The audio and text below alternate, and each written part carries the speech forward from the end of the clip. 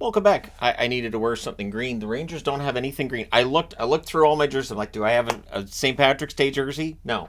But I do have Clover magnets. There you go. So St. Patrick's Day, Sorokin versus Shesterkin in this matchup. And keep in mind, these teams will meet again on April 9th and April 13th. So for the New York Islanders, the path to the playoffs, it's likely going to involve at least need to win one of those last two meetings between these teams. Easy for me to say. Anyways, Sorokin versus Shesterkin in this one. Good early back and forth. The Rangers press briefly. Panarin has a shot this blocker to side. Wenberg couldn't bury one. Wenberg was around it today, though. He's about due for a goal here. Islanders were turning it over, and these were forced turnovers. The Rangers playing really, really well defensively. The Islanders get pinned down. Romanov would finally clear it. The shots are 4-0, 3 minutes in favor of the Rangers. So really good, strong start for the Rangers. More turnovers for the Islanders. The Rangers, the aggressors, the faster team, the better team at that point in the game. Kreider misses one high. Good flow. Few whistles early on. Nelson has a rush chance that's saved. Brodzinski has a net drive that's held. So still scoreless in this one. Schneider has a chance that's saved. Rebounds cleared. The Islanders had a 3-on-1 that misfires. Kreider with a near miss from the high slot. The Islanders draw the first power play. Bit of a surprise there because they've been getting outplayed to that point, but there's an early clear. Horvat has a shot that's held. There's some pushing. Eventually, we get 48 seconds of 4-on-4, and then it would be a Rangers power play. So during the 4-on-4, the Islanders come up the ice. By the time this goal goes in, it's a shorthanded goal, and it's Horvat. Nelson steals it. Good forechecking by Nelson.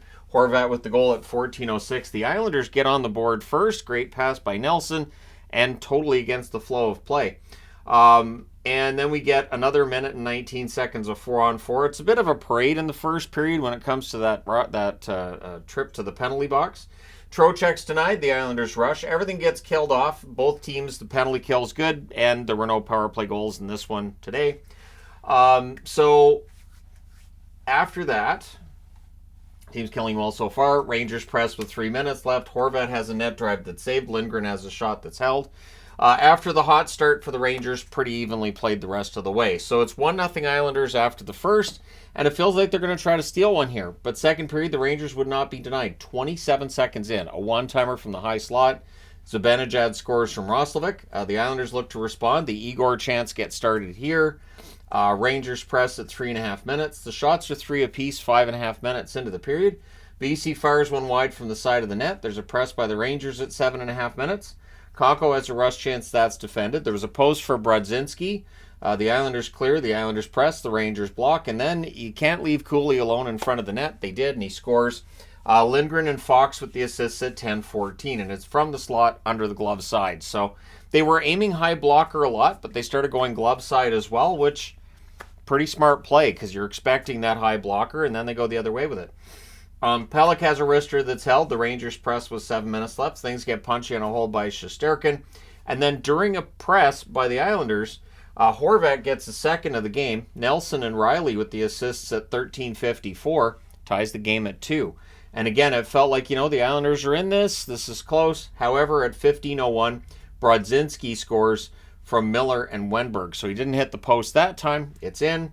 Restores the lead for the New York Rangers. Lindgren then ends up being downed. He needed help leaving the ice. It was an awkward hit with Pajot. They just collided along the boards. There wasn't anything nefarious about it. But Lindgren did not return to the game.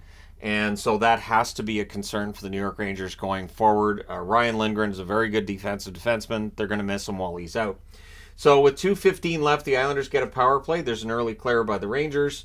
The Islanders would cycle, it gets cleared again, and that's killed off by New York. So after the second period of play, it is 3-2 for the New York Rangers.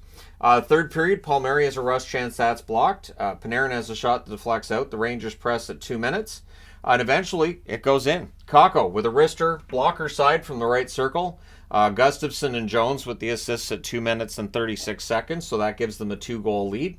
The Islanders look to respond, but they're having turnover issues again. Strong puck pressure by the New York Rangers, forcing those turnovers. Cizikas has a rush chance that deflects out. The shots on net are only 2-1 for the New York Islanders, 8.5 minutes in. So that's some really solid defense there. Miller fires one wide as the Rangers press. Kakko couldn't bury one in close. And then Lafreniere with a one-timer from the slot. He scores.